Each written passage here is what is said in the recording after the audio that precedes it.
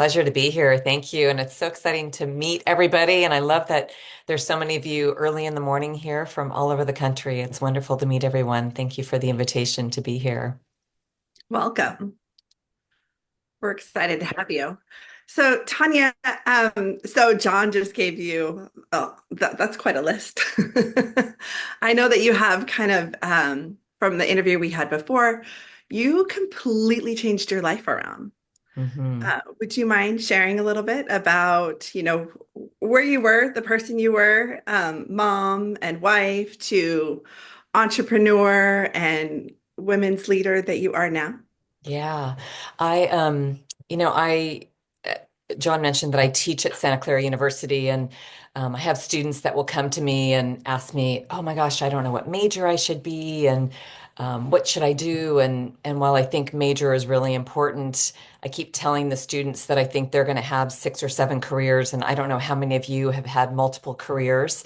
I think I'm on my fourth career now. So I started working in high tech. I was a finance and marketing executive, working in semiconductors, so typical Silicon Valley kind of thing. I was a working mom, so juggling home life and raising kids, and loved it. It was nice. I was very blessed to have family in the area, so I was able to do a lot of that. And then I actually went through a divorce, which was quite traumatic actually for me. Was not expected, and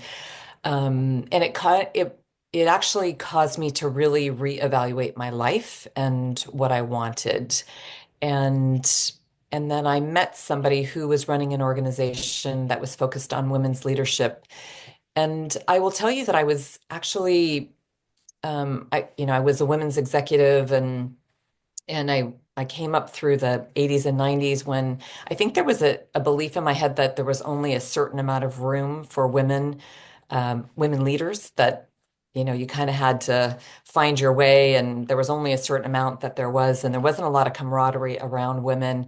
And I didn't probably believe in women's leadership as much as I do now. And I fell into this organization called the Global Women's Leadership Network, and really began my career in women's leadership and understanding in the US, but really abroad, how important it is to actually build leadership capacity for women and to actually highlight the brilliance of women, because it's often not recognized, and there is still a need to actually work with women so that they number one believe in themselves, but also that there are opportunities created for women. Here in Silicon Valley, still only about 6% of the funding for venture capital goes toward women entrepreneurs. So there's still quite a lot of work to be done. Wow, that's a lot. How did you break through that mindset of there's no room for women leadership? That's not really a thing to what you're doing now, because that's a complete 180 turn. Yeah. I mean, I think my dad, just going back to my childhood, my dad, and so for those of you that are dads, or have an influence on a young woman, my dad always told me when I was young that I could do anything. And I really took that to heart. Somehow that message really stuck with me. So I never grew up believing that I couldn't do anything. So as an executive, I would sit in the boardroom and I was the only woman in the boardroom, but I never felt out of place for any reason. And so for me, I didn't come into the boardroom, or I didn't come into the conference room thinking, "Oh gosh, I'm the only woman," or "There's a problem here." But I had this belief that that there wasn't going to be enough places for women, and that I had to excel and I had to push harder than I thought men did. And so now I think I do see that there is the case. And for me, when I look internationally and I work internationally, I see it more in the social structures, so more patriarchal roles, more patriarchal structures, lack of support for women in countries. There might not be childcare available, or there might be expectations that the woman, even if she is in a leadership role, still has to provide everything at home and do everything at home. And even the women will be jealous and not supportive of each other in those countries. So I'm still seeing that happen. I think in the US we've made strides and there are social structures that do help women, but it's still hard. I think I we look still at, see that here yeah, too. it's still hard. It's Yeah, still I expensive. see that in groups where, you'll have successful women and there'll be other women in the group or other people. I wouldn't say it's Yeah, just, for women, but I do think that we're in a culture that tends to try to bring people down instead of pushing people, bringing people up yeah, and lifting people up. So I think it's really important the work that you're doing. And I could see a place for that for women and men. Do you ever have any men that are interested in your programs, or is it just women? yeah. Yeah, I do. It was really interesting. I worked, there was it's still around, but a little less so, for about 7 or 8 years. I worked at the Women's Startup Lab here in Silicon Valley, and I was their head coach there. And we had a lot of men, and most of the men that were supportive of the Women's Startup Lab said, I didn't really understand this until I had a daughter. And I understood how Yeah. important it was to empower my daughter and to see what my daughter was going through. And so, yes, I do see men really interested in that. And I think there's a lot of men who are allies and want to be sponsors of women in organizations and really be a voice to, um, you know, I work for an organization. One of the credos is to reinforce her voice. And so if you're in a meeting and a woman says something and someone just glosses over it, so a lot of times men will be the person to stop the conversation and say, "Oh, Joanne had something really important to say. Could we come back to that and make sure that she's heard?" So I think there's a lot of ways that men can be supportive and be advocates and allies for women in the workplace. And I that's love one that. thing. Reinforce her voice. Hmm. That's And that's great. one thing that I love about real estate is that it's dominated so Yeah. much by women and that it's equal. And it's not like you get paid for what you do. You get paid Yeah. by commission and it's equal. And that's Yeah. one thing I love about the industry that I'm in. And do you guys know why? Why is it that women are coming into real estate? Is it because of the flexibility that they have? Is I it think it was originally because of the flexibility. Don't you think, Tanya? Where you could kind of do it part-time, still raise your kids. I don't know. I think more women were in real estate ever since the beginning. Yeah. Mm. It's a helping people service. That's Yeah, I true. think It it is a just very comes out of it personal natural. role. Yeah. Yeah. Yeah. It's a So very Tanya, you intimate mentioned job, right? Where you're taking someone it to is. take them into their home I mean, it's a very nurturing. You're a therapist, you're Yeah, a problem solver, you're a peacemaker, it's you're true. trying to Marriage juggle between the counselor. two divorcees, the husband and wife. Yeah, you're Yeah, everything. Yeah, personal chauffeur. Yeah. Uh, yeah, yeah. there's definitely lots of service to Yeah. that. Yeah, I So was thinking one of the things in leadership that I think is a leadership superpower that I would imagine all of you who are real estate agents have is to be a really good listener. I mean, it is such a leadership superpower, right? Is to not speak, but to really listen and to listen not just for not for the words, but to really listen for the undertone. What is someone not saying? And maybe what is their body language saying? What is, what is the feel of what they're saying? What's the context of what they're saying? And I bet you're all really, really good at that.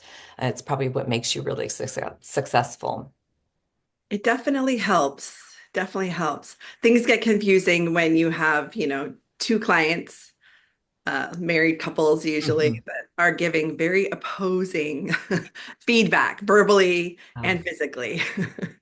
Makes things um, very exciting. I'm sure you see a lot of that too, especially with women who have goals, but maybe they're feeling intimidated by their goals.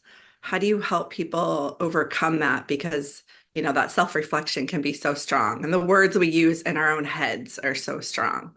yeah. Um, well, I like to call it, I mean, all of us, and I think whether it's men or women, we all have an inner critic. There is this voice inside of us, and I don't know where that comes from. I think there are some studies in the amygdala, in the brain somewhere, that does tell us that somehow we're not good enough or that we're not going to make it, or it basically plays out the worst case scenario, and we all have it. And so it's important, first of all, to recognize that we all have it, that you're not alone, that you're not crazy, that that it's not just you. For some reason, and there are some studies around this, that men deal with it differently, and I don't know if it's social conditioning that actually has men just hide it better than women, but men do have it as well. And so for me, the inner critic just plays out in a confidence cycle. So it's really looking at how do you work with the inner critic inside of yourself, and how do you let it or don't let it stop you from whatever it is you want to do. And a lot of us have these hidden beliefs about what we're capable of or what we're not capable of. And they come oftentimes from some kind of story that we were told when we were young. I don't know. And I'll just give you an example for myself of something that has been a story that I have had. So I'm the oldest in my family, and my parents were immigrants. I'm a first generation American. And so I grew up in a really rich household of culture and things, but my parents didn't know a lot about American culture. And so I had to figure things out as a young child. And I was given a lot of responsibility as a child and was rewarded for it. Like, oh, you're so smart. And she can do so many things. And so I learned this story and have a story and belief that I can take on a lot of responsibility, which is great. But in my life, what has happened, and I've learned to work with this, is that I have and I call her kind of an alter ego, and I call her Miss Responsibility. Miss Responsibility will pop up oftentimes in my life, and I will take on responsibility that is not mine to take on, or that Right. I don't need to take on. And so I will kind of play with her. I'll say, "Oh, Miss, there you are, Miss Responsibility. I don't need you right now. Thank you, because you've helped me be very successful in my life, and I can see how you've helped me. But right now, you can take a back seat. I don't Yeah. need you." So I think whatever that belief is, and looking at whatever that story came from, and it could be very different things for you. It might be a way that you think you have to present yourself in the world, or it might be a way that you talk to people, or it might be the way that what you think is possible for yourself based on whatever story. And it oftentimes comes from something in your childhood. And again, it might have served you really well in your life, but it will usually have an edge. It'll start to butt you up against something that you want to break through, and to start to notice what that is. And then I like to be playful with it and give it a name. I give it a simple name, but you might give it a fun name like, I don't know, Lola or something, Uh-huh. just use the blanket. Yeah. And then play with it and just start to play with it and recognize it. And also the inner critic, right? Is there some name to say, oh, there you are again. I don't think you're real right now. I'm going to set you aside, and I'm going to actually go boldly and actually go talk to this person, or go ask for what I need, or say no. That might be something that you don't do. I Maybe you say love yes that. to everybody. I think we all have that other person inside of us that compares what we're Mhm. doing to what other people are doing, right? Yes. Comparison, the greatest evil. Yeah. Yeah. And I Exactly. name mine. That's great. Yeah. And we don't need Um, comparison. We want you to be unique. Right. Unique. Right. You're You unique. don't need to be just like that other person. You just have Mhm. to be you. Yeah. Yeah. John, did you excuse have me, something? Tanya. I want to say something to Tanya. I apologize. My microphone was muted. I said good morning, and nobody heard me. But Tanya, this what you do is amazing, and I think your dad is a hero to Hmm. teach you since the very early beginning. And I feel myself also included on this. We all sometimes feel maybe I'm not capable to do this, and although I had amazing parents, they never encouraged me the way your parents encouraged you. So Yeah. I find this very helpful for men as well. Yes. Yeah. Is it Luis Philippe? Both? Do you say both? Yes. Yeah. Thank you. Thank you for sharing, and thank you for being vulnerable and sharing that. Yeah. I mean, I was very blessed that my dad reinforced this message to me. And I don't know, I'll just share my dad's Persian. They're not, I'm sure you see in the world that there's not a lot of great things happening for women in Iran right now.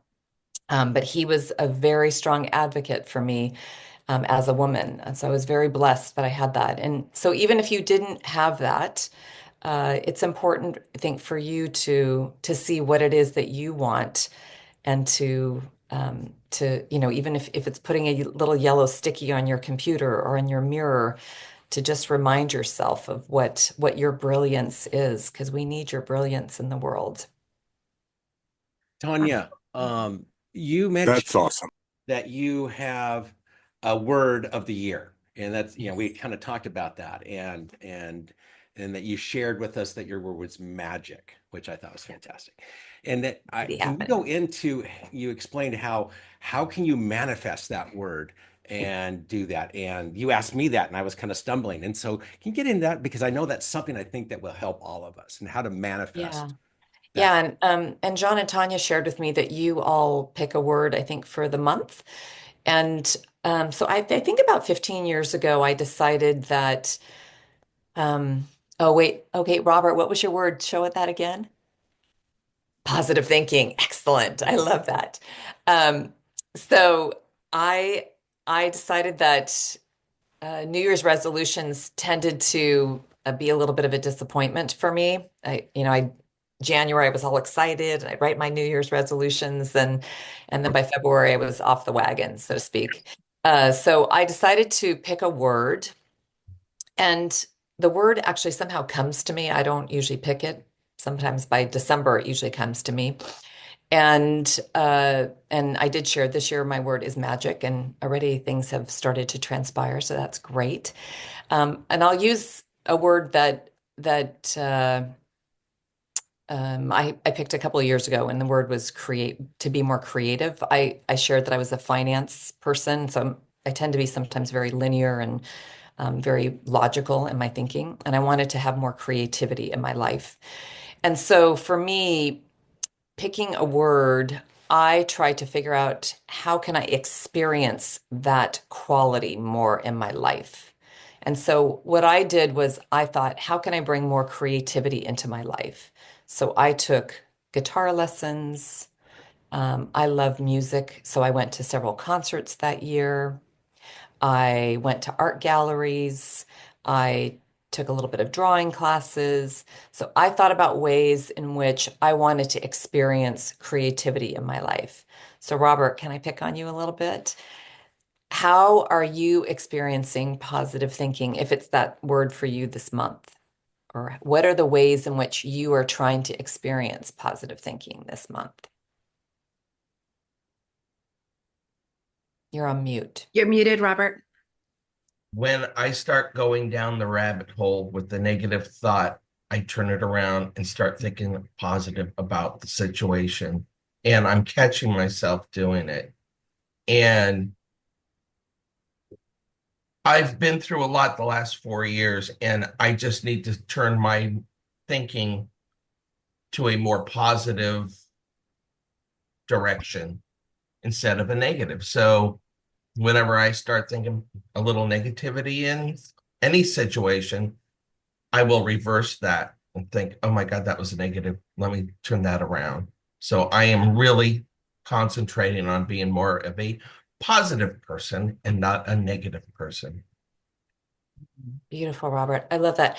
I think what you said is really important. It all starts with intentionality. What is your intention? And I think if you can really hold on to that intention, you can do exactly what you said, Robert, which is to catch yourself. Because you're gonna have those thoughts, and you're not always gonna catch yourself. But if you can hold on to that intention, and I love that you have that big sign as a reminder of your intention. I think those are all really smart ways to continue to remind yourself and to build the pattern to, as you said, shift this way of being that you want to have. So that's great. Thank you. Thank you so much. I appreciate that. Yeah. Robert, I think you're an incredibly positive person. He is. Oh, good He's job. a good bowler. He's a great bowler. Very Wow. positive. Well, I think also what helps us, Tanya, is that this group that we belong to, that was started, that we connected through September, is that we help each other, we motivate each other, we lift each other, and that's why I've been drawn to everyone on this in this call. But Yeah, we're community here to is help. so important. Yeah. I think we all, and I think you started this in COVID. I think COVID was such a wake-up call for everybody, at least for me and the groups that I'm in, of how important community is. And there's so many sayings about to go faster, you have to go with others. You can't do it alone. And I think, we see, I told you I work with a younger generation. There's so much loneliness, and you are all so wise to have this weekly regular time, and it's early in the morning, but I'm sure you all start your day, and it's such a nice way to end your week together in community, sharing in a safe space where people, even if you don't know them personally, but you learn so much from each other. It's a really valuable and important piece. We I went really to, are like a culture within a culture. It's a yeah, cult. It's a that's culture the cult. root word. We'll just shorten it all together, I guess. We drank the Kool-Aid. Yeah. I love Yeah. it. I went to a longevity conference recently, and they said the two most important things to longevity are purpose and community.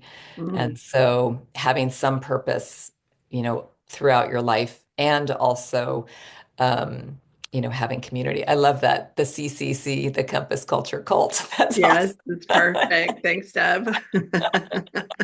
So good. So, Tanya, we mentioned that there's several different groups and what's the word I'm looking for? Coaching groups that you have. And when we talked earlier, there was something that you had going on in Mill Valley coming up, and I think you have something down in the South Bay, but then you have a few events that are happening worldwide, internationally. Would you mind talking about a couple of those Sure. events and what you're looking forward to with those women?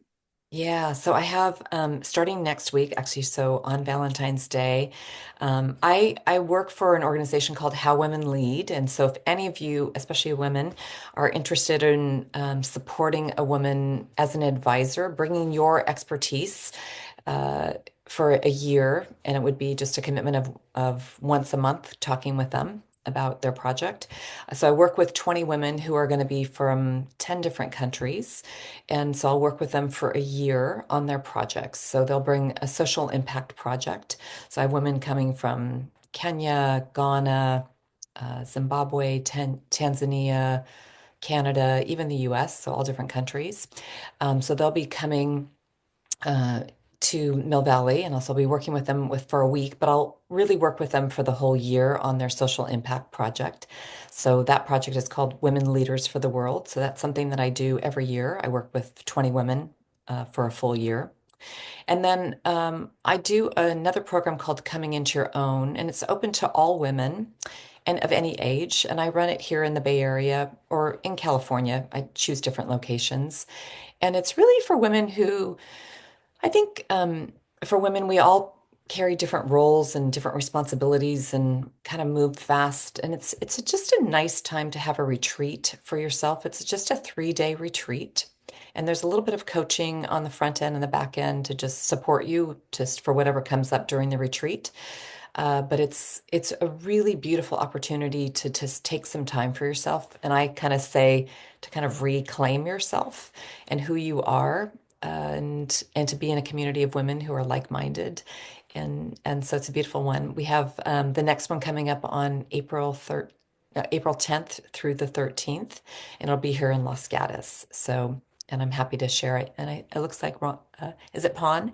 Looks like you put something in the chat I saw for that. So I'm happy Yeah. to have anybody who wants to talk about it. I'm happy to have you in the program. Love to have you.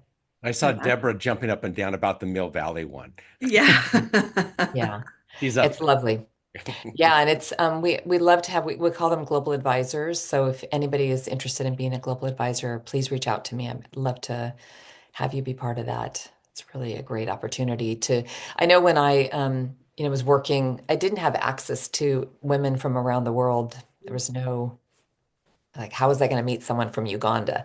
And so this program is just such a nice opportunity to see how regardless of where we're from, to see more of the commonality of how we're more alike than we're different.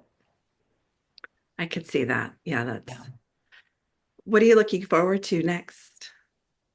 I'm really looking forward to next week. I've already been working with these women online, so I'm really looking forward to getting to be with them and to really spend 6 solid days with them and Will this be the first time you see them all in person? in person. Yeah, Oh, it'll be wow. the first That's time. fun. So yeah, and visas and things have been challenging, so just trying to logistically get them all here has been some work. So we're excited to welcome them in person. It is. You really can get to know someone very intimately remotely, but when Mhm. you get to see them first time and face to Yeah, face, it's incredible. You're yeah, just so excited and because you yeah. love them. Yeah. Yes. Yeah, it's a very, very special relationship. We definitely had that experience here. As mentioned before, this all started during COVID, where everybody was locked into their homes Mhm. and all we saw was each other in these little Hollywood squares. And the first time we had a retreat, it was just like this giant family reunion and Oh, so much joy and community. do you And do you do a retreat like once a year with everybody? within our brokerage, Oh, that's there lovely. are opportunities. There's actually many opportunities now. It used to be just once a year, but now we find all sorts of little mini opportunities, and it really is just the best time. That's fantastic. I Yeah. love that. So, Great. so Tanya, what isn't, can you share an inspirational story where you've worked with someone and to see their progression and to see your influence that your coaching has done with them? Yeah, okay, let me think of a good story here. I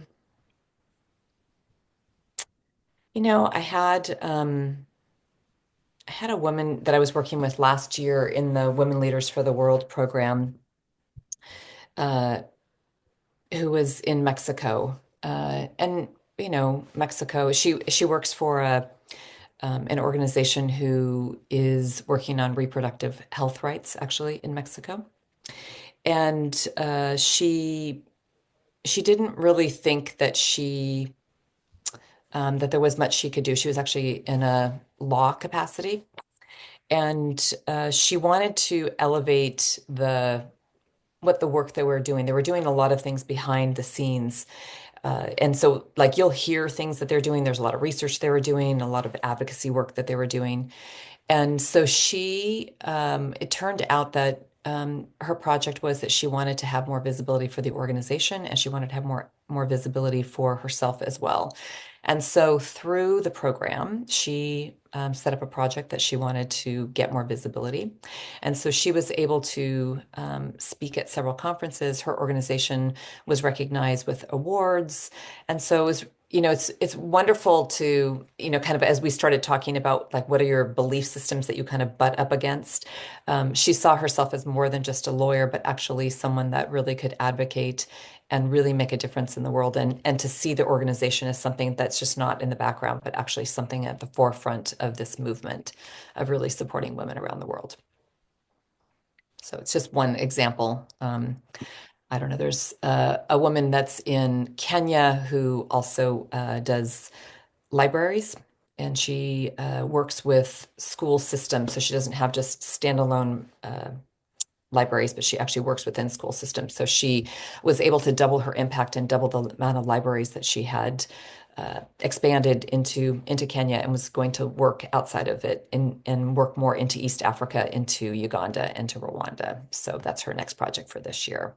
So there's those kinds of stories where really it's really about expanding their impact and influence into the communities that they're working and really doing the heavy lift of social impact. It's interesting when you guys were talking about real estate and how much there's a lot of emotional support that you're giving your clients, right? And you're actually doing a lot of social impact work, right? Giving someone their home is a big deal, right? To put someone in their home and to find the right place.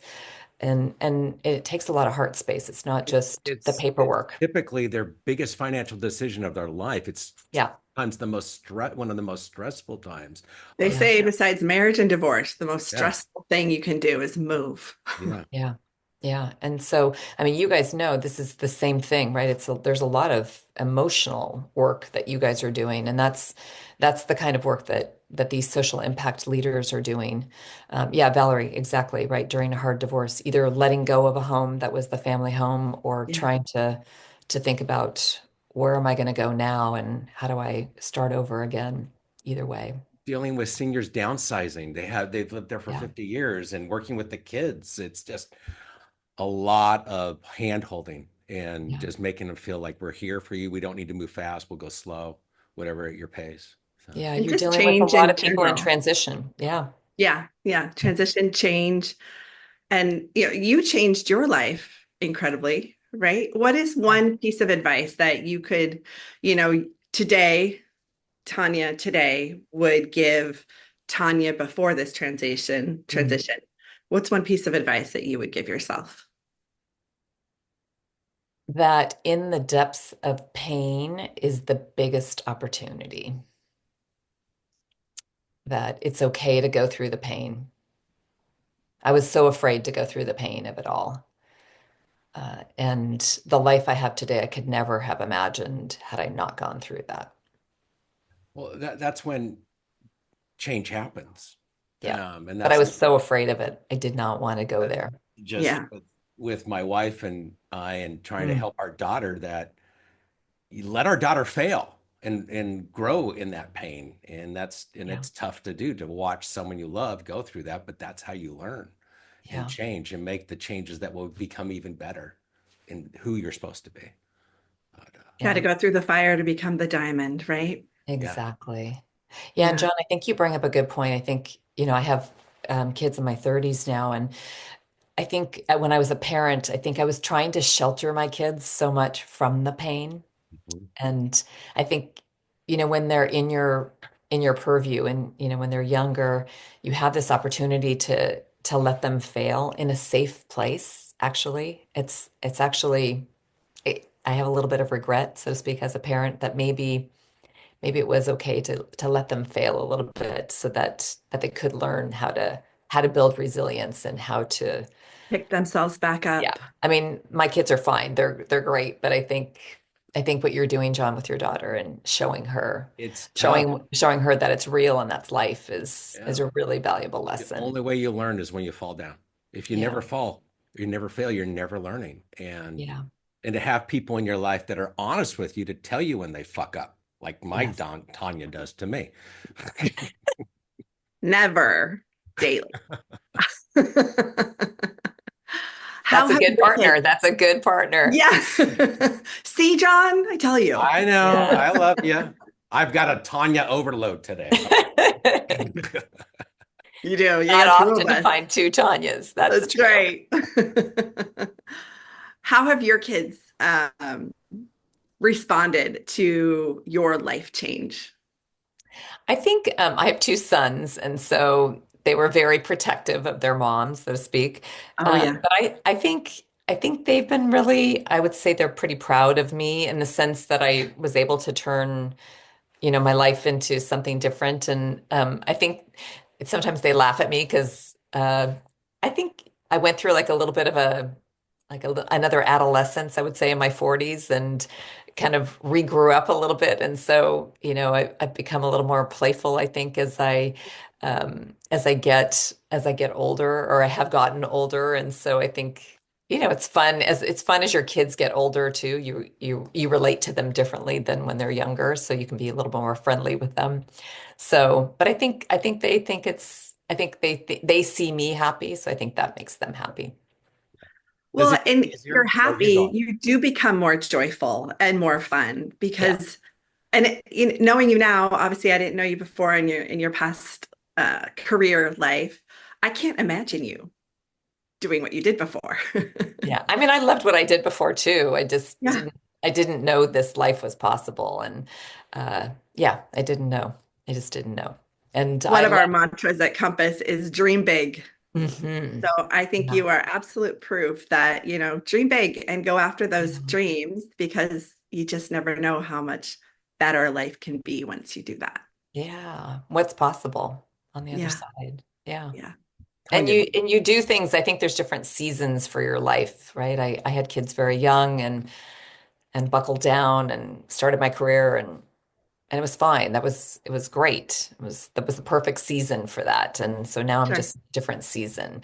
Yeah. And I started a new decade, and so I've been thinking about what do I want this decade to be, and you know, how do I want to live my life? So not just this year, but how do I want this decade to be, and what are the things I want to do? And for me, I want to be out more in the world. So I just came back from Guatemala doing some leadership work there, and so I hope to be in Africa in May doing some leadership work, and I have some plans. So I want to be out more in the world doing my leadership work this year and in coming years. So, but you We were get, like you talking. said, just dreaming what you want to do, right? Yeah. And trying to figure out how to do it.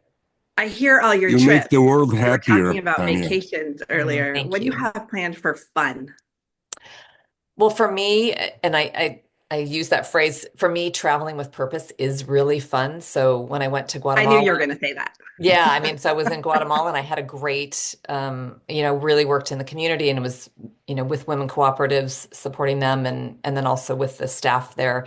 But I also took some time for myself and went to some areas that I had been to before, but just really enjoy and just experienced it. And for me, I really enjoy people. I'm a very, very curious person. So I don't know whether I'm in Uganda and I can't speak the language, but I maybe spend the night with a family and there's no electricity, but for me that's fun.